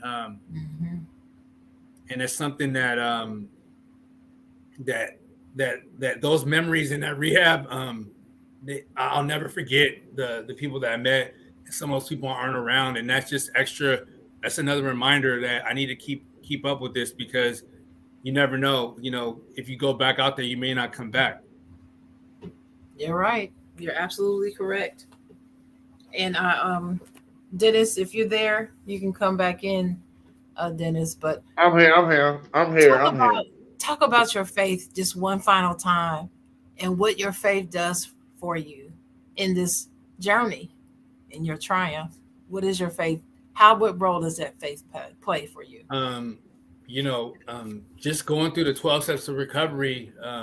If you read it, you have to reach out to your higher power. And like I said, it's a spiritual program, not religious, but the majority of the people that go through the 12 steps, God is their higher power. But yeah, just trusting in him. Like I know I couldn't have done this without him. And, I was never really the most religious person. You'd always pray to God for like when you needed something, right? Like that was me. It was like, dang, like God, please help me find this, or God, please, and you never really realize it. But like, you think about all the stuff I was going through, and this is what really caught my faith, is that like God even had my back through the addiction. Like I could have easily went to jail. I could have OD'd. I could have got caught up with something in the wrong place at the wrong time. You never know. But like when you look and you reflect on all the stuff that you went through your addiction, yeah, there was some ups and downs, and there was a reason why you're using. But at the end of the day, I realized like God had my back through then, and that right there, to just think about and be grateful for some of the stuff I have. Like I was able to maintain a job. Most people can't do that when they're going through addiction. I was still able to pay bills. Like I didn't go to jail, and I'll say that again. I didn't go to jail. You know what I mean? Like that's, yes. Because once you get caught in that system, you never know.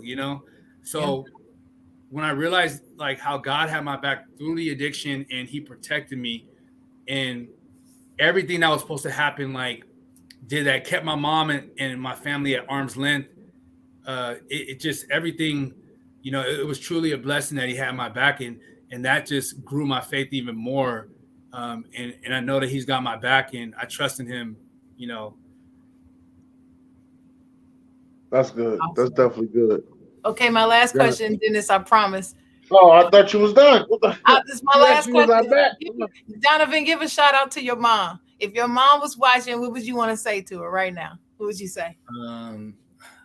I just want to thank her just for all the sacrifices she's made, and just thankful for her just being just being there even through my addiction.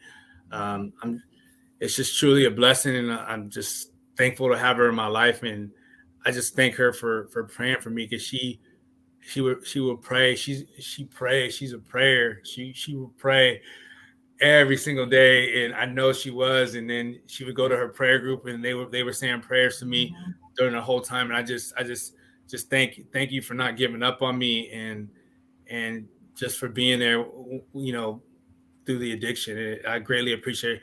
And not only that, but my stepfather too, Patrick. I love you, and I really thank you guys for being supportive to me. And I can never I can't thank him enough.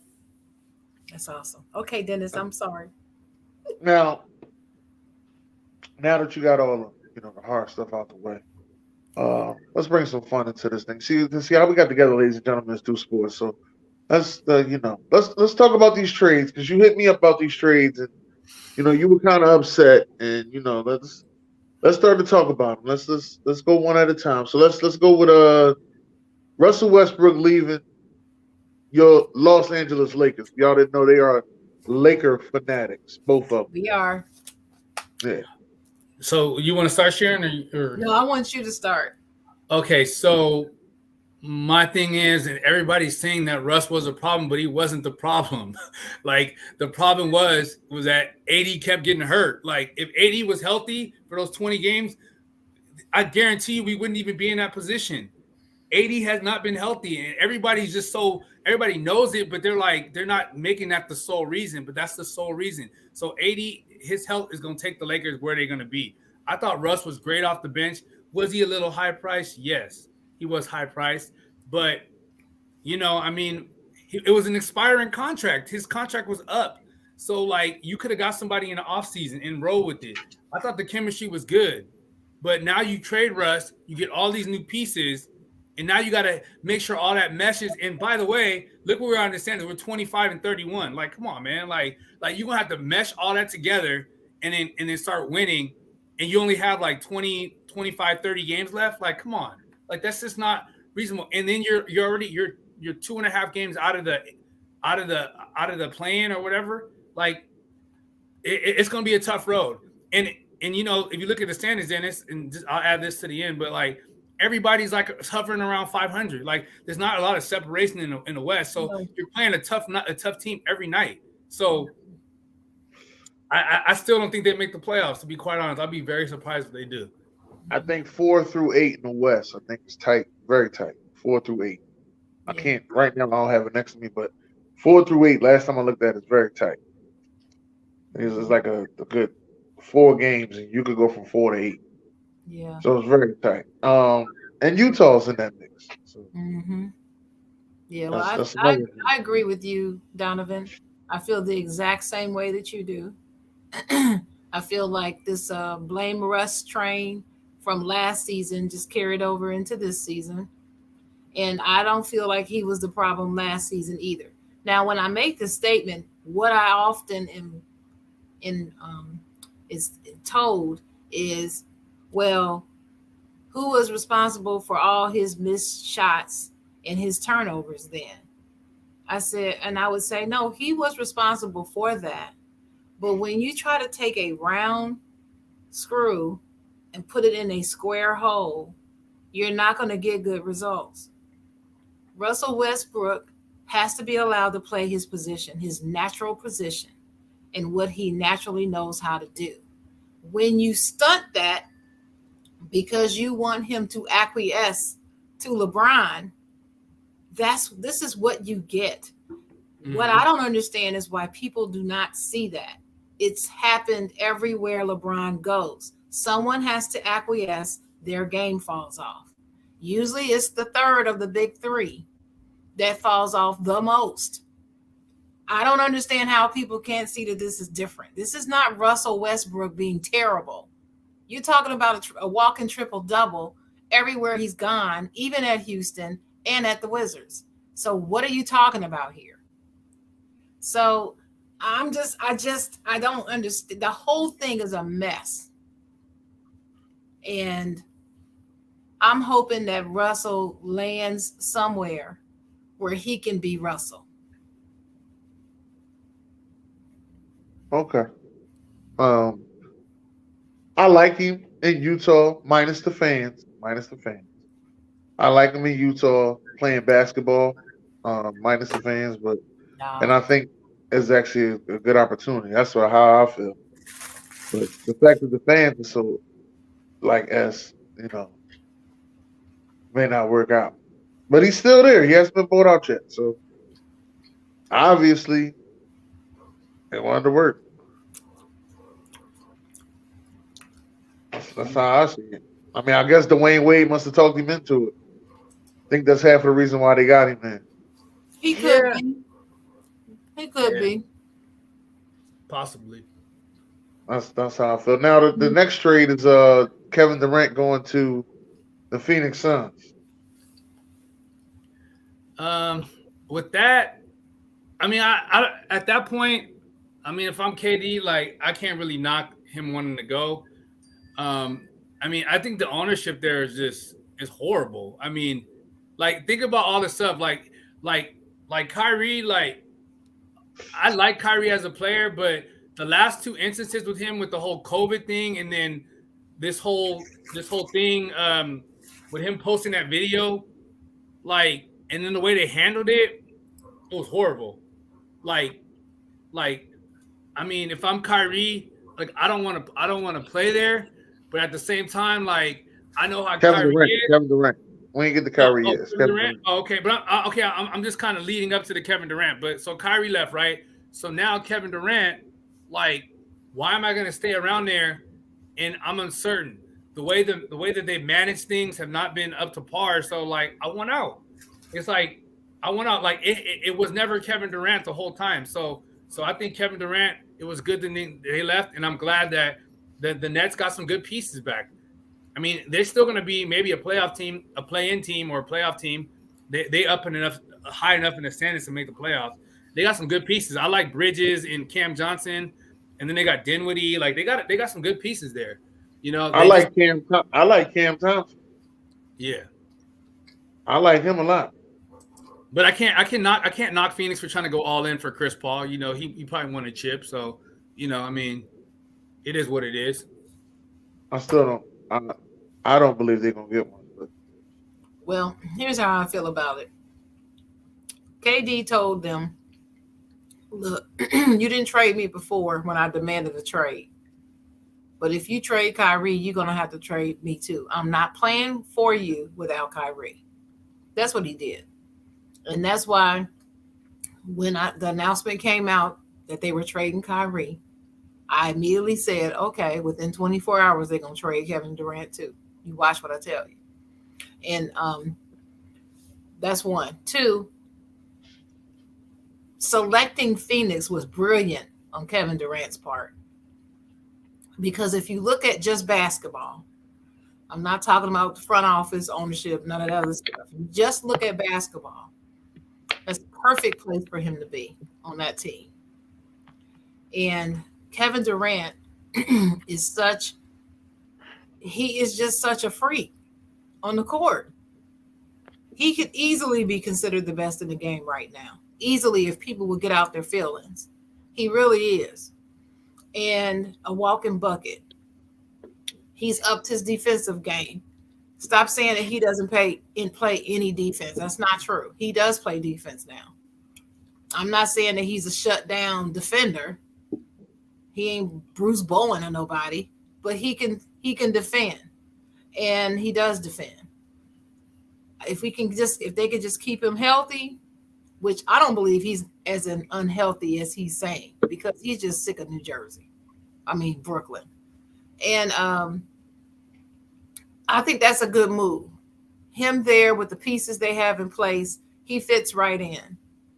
And I don't think it's going to take long for him to have to mesh with them, because KD can play anywhere. He can hoop.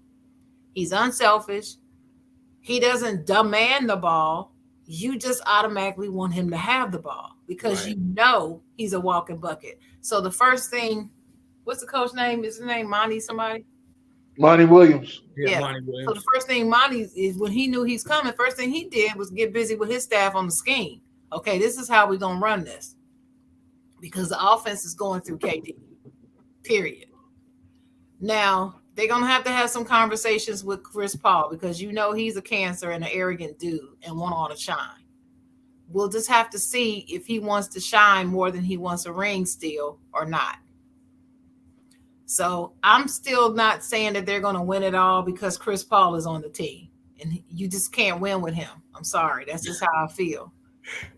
But maybe eventually, maybe Kyrie will come to Phoenix. Maybe they'll get rid of Chris and have Kyrie there with Kevin. I feel Kevin Durant and Kyrie Irving together. It's hard to beat them.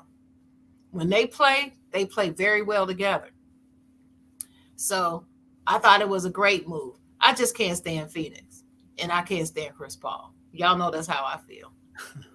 But the move, Phoenix about to get a new ownership. Huh? Phoenix about to get new ownership. I know that. I thought they did already. Wait, they did. It's the new ownership that drafted him. Y'all didn't hear about that? The NBA expedited, as in pushed through the takeover of the new owner so that the owner can actually be in place in time before the deadline so he can actually make this move and make this trade. Yes, and that's verified by the NBA. This is not Sharon making it up. That's what the NBA has verified. They did do that. Okay. No, Ethan, I'm not getting the Suns hate out of my heart. I don't like the Suns. I don't like Mavericks. I don't like the Rockets. There's certain teams I just don't like. The Celtics, never gonna like them. It's just the way it is. I understand the Celtics. I heard the Suns. I don't know the Dallas Mavericks story. I don't know that.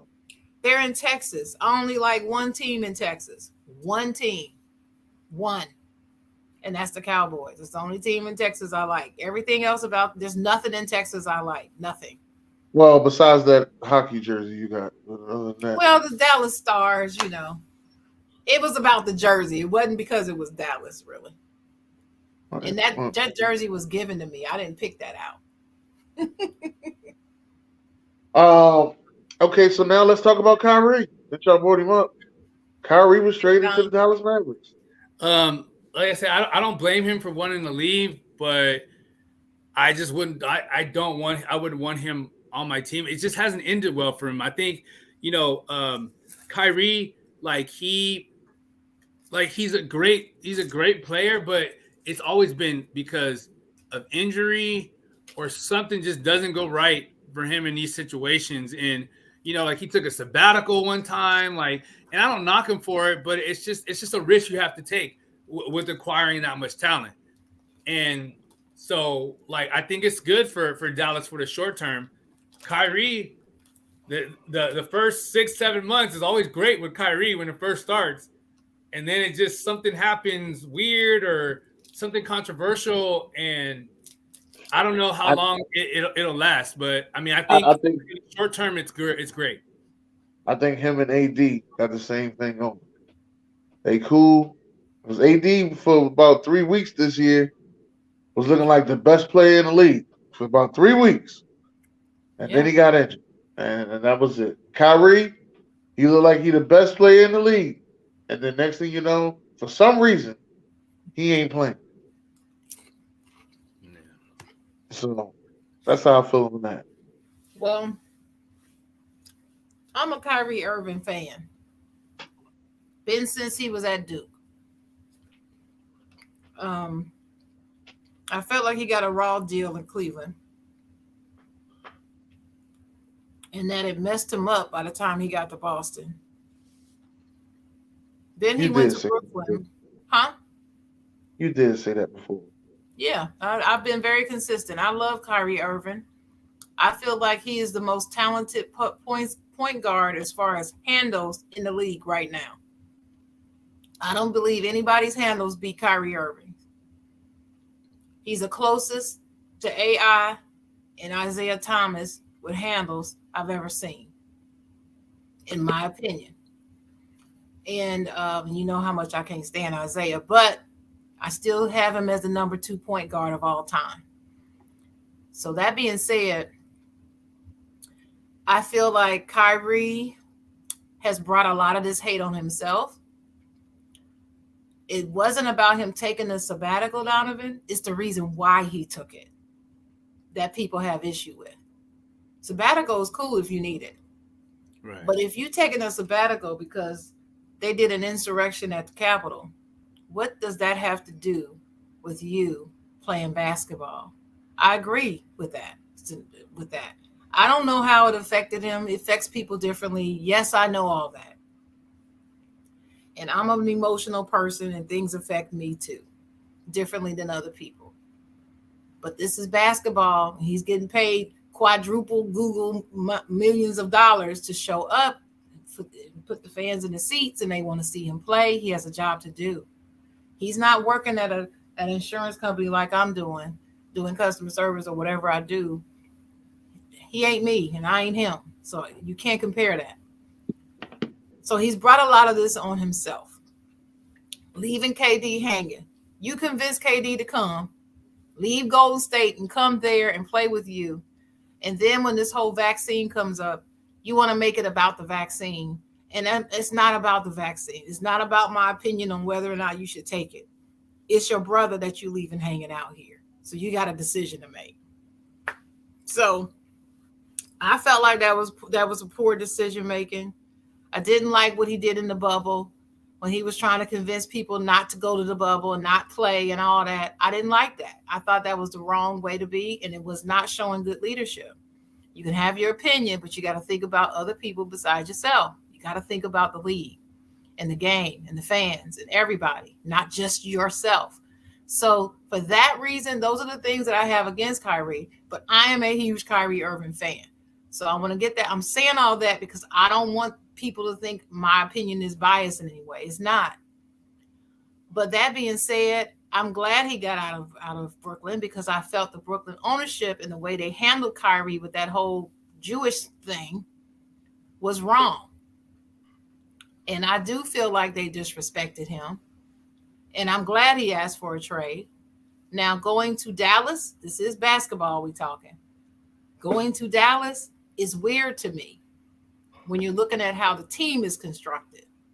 I'm not very sure how that Kyrie Luka thing is going to go. Luka sounding all positive. Well, Luka's going to sound that way in the beginning. But Luka's got a little arrogance about him too. And I'm just going to be watching that carefully. I don't know how it's going to pan out. The saving grace for Dallas is its owner, though. That's something nobody is talking about. Who owns the Dallas Mavericks? And that dude is a special dude. Yeah. He's not your typical billionaire. Right. He's really not. And I believe, well, he's hands-on about the players anyway. Right. Can't speak about with all that mess that was going on in the office, but with the players, in the court, in the locker room, he is in there. And I can see him possibly having a better and more positive effect on Kyrie because of the way he is as a person. That's the only upside to it to me. And again, I don't like the Mavericks, so I'm not wishing them all kinds of success as a team, but I'm hoping that Kyrie balls the hell out. People leave his ass alone. Leave him alone. That's where I'm at. Okay. All right. Well, I don't know how this is gonna go. I'm actually very interested in watching him and Luka balling together. Really want to see what they're gonna do in this playoff series. That's what I'm really waiting to see. These playoffs, it's gonna give us a taste of what's going on. But next season, if both of these guys stay on the team, then we'll get a real feel. Get a real feel for that. Is there any other NBA things that you want to talk about there, Donavan? No, I mean, I'm pretty much touched on everything. I just, I feel like the Lakers they improved the team, but I mean, I just think it's too late in the season for them to recover and catch up in the standings. Like maybe they make the plan, but I mean, it's tough. It's tough to just forecast. I hope they do well, but I just feel like the amount of games left and where they are in the standings, it's a really tall order. And one thing I can say sobriety has taught me is that I'm real realistic about stuff, and it don't look too good, man. So we'll see how it pans out. I think they'll be good next year if they keep everybody intact, but we'll see. Okay. Super Bowl's tomorrow. Who you got? Oh man, I mean, come on, Dennis. I told you this story, man. A person that's kind of raised me a little bit, and I grew up around big time Eagles fan. So I mean, you talk about a fan like that dude's a Eagles fan, man. He will chant the Eagles chant like anywhere in LA, like he does not care. So one thing I can say about Eagles fans is that y'all are loyal, and y'all loyal to the soil, man. Y'all ride or die. And the people that I know from Philly, every person I know from Philly, like, it's like they don't care. They may not like sports, but they like the Eagles. Like, the Eagles are the Eagles. Like, it don't matter. Like, one may not like basketball, one may not like baseball, but they all going for the Eagles. And that's a united thing with all Philadelphians. So yeah, I find that too. Mm-hmm. Yeah, so definitely going with the Eagles. I mean, I think and I can't go with the Chiefs because they're AFC West opponent. And like I told you, I got they disrespected the Raiders doing that ring around the rosy play, and I'm cool on them for that. So I like Mahomes, but I hope you get that big old L tomorrow. Okay, chocolate girl. This is difficult for me, Dennis. This is really, really hard. I was never an Eagles fan, never a Kansas City Chiefs fan. Mad at the Chiefs ever since San Francisco traded Joe Montana there. I hated it then. I don't know why I took that out against the Chiefs, though, because it was San Francisco that traded them. But for some reason, I didn't like the Chiefs ever since then. But anyway. I ain't gonna talk about San Francisco. I'm not a big fan of either team. I do like Andy Reid. I like Sirianni. Love Patrick Mahomes. Love Jalen Hurts. I'm really at a crossroads. But if I have to predict who's gonna win, I'm thinking it's the Eagles only because of that defense. I think they have an edge over Kansas City with their defense. Patrick Mahomes is known to play through injury, and both quarterbacks have a degree of injury that they're trying to overcome. So that negates both sides. So take that away. So I'm like, I got to balance it out and try to think who has one advantage, and the Eagles have a better defense. So defense wins championships. The other day I said it was going to be Kansas City. See, this is how much I keep going back and forth. But closer you get to the Super Bowl, you get more information. So I'm getting more reports out on who's playing and who's not, who's feeling this way, who's feeling that way. So I'm kind of leaning now that the Eagles will win. I think it's going to be close. It's going to be a back and forth. It's going to be a hard-fought game. I don't think anybody's going to run away with anything. But I believe the Eagles is going to pull it off. Did you want to score, or do you just want me to say who? If you got a score, you do a score. I don't really have a score. I don't. I don't know. I'm still undecided. I got till tomorrow at 6 o'clock to decide. But yeah, I think I'm actually going to watch the whole Super Bowl this time because, yes, I am intrigued. You got 2 black quarterbacks for the first time in the Super Bowl. I love that. And then you got Rihanna at halftime too. So yes, good to see her return after having her baby, and I hope she says something to Stephen A. I hope she calls him out from the stage and say something like, "This is for you, Stephen A." Because he had made that comment about she ain't Beyonce. But I understood why he did it. Yeah, I don't think he really meant it as shade. Because I'm a bigger Beyonce fan too. If I got to pick between Beyonce and Rihanna, I'm picking Beyonce all day, twice on Sunday. That's me. But he's Stephen A. Don't nobody give a damn with sharing things. He's Stephen A. Smith. You got to be careful saying that from your seat, man. That's what I wanted to tell him. Yeah. And speaking as a PR person, I would have told him, "What's wrong with you? You don't say shit like that. I don't care if it is how you feel." Right. No, it wasn't that.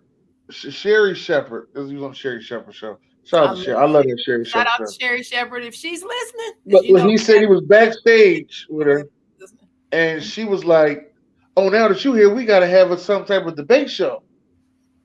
So the debate was supposed to be, about the Rihanna, and he said, well, he was going to go with Beyonce. So that's why it came up like that. Got it. Yeah, but he did say, well, she ain't no Beyonce. He did say that. It came out of his own mouth. Right. And even though they were supposed to go back and forth as a debate. Yeah.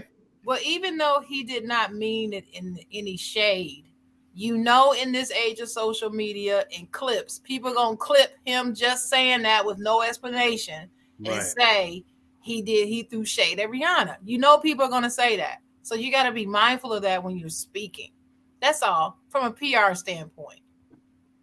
So shout out to anybody that's watching. If you need a good publicist or PR specialist in your team, contact the Chocolate Writer. You can just go to thechocolateWriter.com. That's my website. Fill out the contact page because I got you. Because I'm telling you, there's some famous people out here. I wish I was their PR person. By the time I'm finished, everybody would love them. But they just don't listen to me. They gotta listen to me. Do what I tell them. You need a shout out to BJ. You need to take over Lamar Jackson's contract negotiations too. Yeah, maybe I'll send him a letter because Mama Jackson, she cool, but she ain't doing this right. BJ says nobody cares what I think. That's true, and that's the reason why they're suffering right now, including the Sam Sports Network. That's why y'all suffer. How about that? So anyway, shout out to JC Day of the Extra Point. What's up? Brian Sanders, what's up? Cowboys fan. JC is a fellow Steelers fan. You know what? Let me wave my terrible towel. We're not in the Super Bowl, but shit, I'm waving my towel. You talking about some loyalty, Philadelphia fans? Shit, you ain't no more loyal than the Pittsburgh Steelers fans. So just thought I'd get that out. That's cool. You deserve it. Steelers for life. Steelers for life. Yeah. You don't even know what to say after that, do you? What's up, BJ? Why you bring him in here? Hey, Donovan. First of all, why you bring him in here? I've been watching the whole show, Donovan. Say bring his ass in here with his Raven self. And I was sitting back, Donovan, and I was really I'm not gonna let him talk. No. Oh, I know you're not because you said the Sam Sports Network is struggling. I'm trying to figure out how the fuck you struggling. You mean to tell me you got on here to chastise me for that because no. I was trying to figure out exactly what you meant before I commented. That's what I was trying to figure out. Serious? You really think I'm serious? I'm trying to figure out exactly what you meant. I was just trying to figure out exactly what you meant. Why you want to figure out what I meant? I wasn't playing. I was playing. No. I'm going along with you. Ain't that the dirt bike sound? That is no. Yeah, whatever. Whatever, Ravens fan. Whatever. Nasty bird. You lucky I got some shit to do, sir. I got time for your ass today. Well, I don't have time for you. You're lucky I got some goddamn get off shit my show. This ain't your show. It's y'all show. God damn it. I've been in the background watching the whole goddamn time. I leave out the goddamn house. Hey, Ethan, you know what? I'm kind of rooting for the Juju myself, but I don't like the shots he's been taking at the Steelers lately. So, no. I'm cool on Juju right now. Yeah. So who winning, Dennis? What's the score going to be, Dennis? 38-20. Super Bowl MVP. I'm going with Devontae Smith to get Super Bowl MVP. Hey, I said the same thing. You're so we on the same page on that. You know how much I love Devontae Smith. I love that. Yeah, he's that way he could be the second player in NFL history to win the Heisman, National Championship, Super Bowl, and Super Bowl MVP. You know he was voted the best dressed player in the NFL. Oh, that's nice. Yeah, he was best dressed. They voted him best dressed.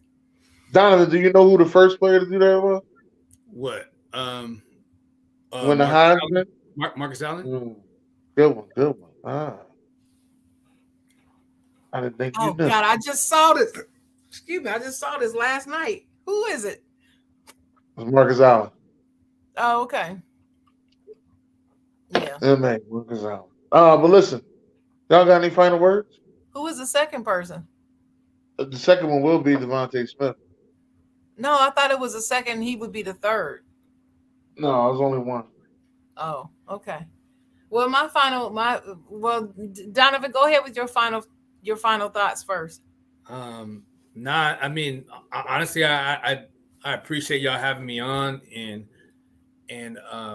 I'm just very thankful for just meeting everybody that I've kind of met along the journey. You guys all talk about how I plugged everybody together, but I mean, even through like times that I was struggling, like just being able to like talk to some of you guys some days, it prevented me some days from using, and y'all didn't really realize that, but it did. Sometimes just being on a Zoom with you guys, like especially during the COVID time when I was at the height of my addiction, that was like, I mean, yeah, I really thank y'all for being there and just being understanding. And like I said before I left, like I actually gave y'all, like I wrote, remember what I posted into the little group chat that I was going away, and like, I mean, I wouldn't have felt comfortable doing that if I didn't realize, if I didn't know that like you guys have my back, and you guys have always had my back. So I appreciate you guys for that. I appreciate for you guys having me on.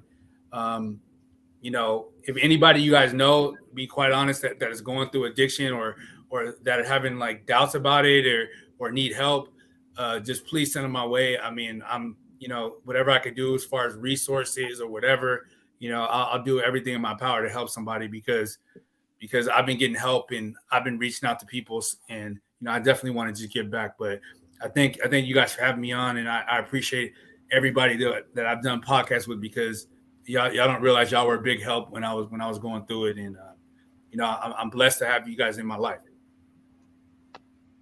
Amen. Okay. Well, Amen.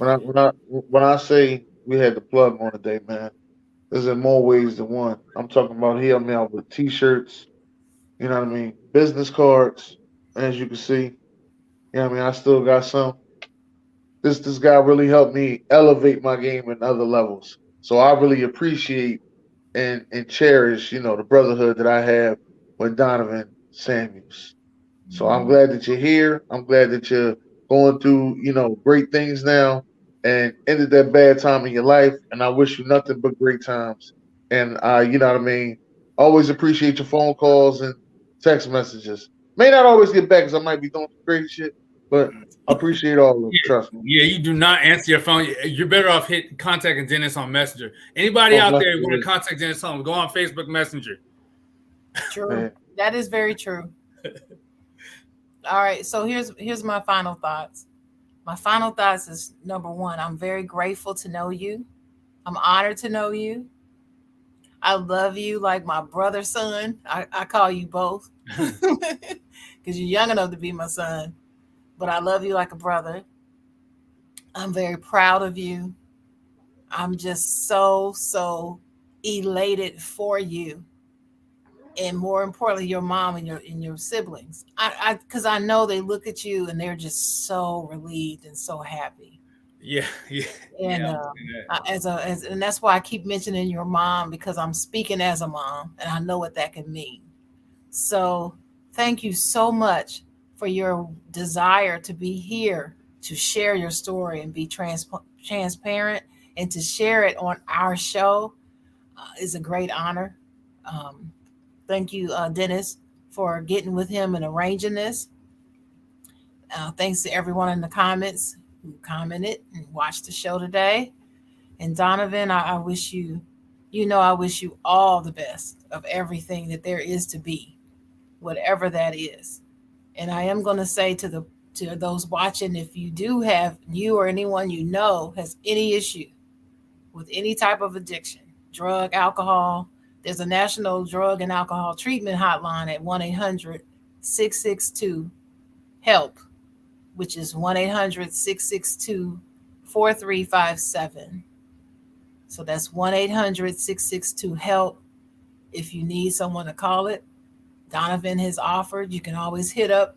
He's on Facebook. He is Maurice Samuels. Yeah. Donavan, Maurice Samuels. Big Mo, they call me. No, yeah, Big Mo. Yeah, because they used to call you Modelo. Yeah, it's now Perrier Don. Perrier Don now. It used to be Modelo. Now it's Perrier. Yeah, I still call him Big Reese. Yeah, I went from Mexican to French. You know what I mean? Perrier. So my final thought is be grateful for every day you wake up feeling well, clothed, and in your right mind, folks. Life is hard out here. Life is hard. So just be grateful. Show gratitude. It could save your life. So back to you, Dennis. Yes. God bless great man.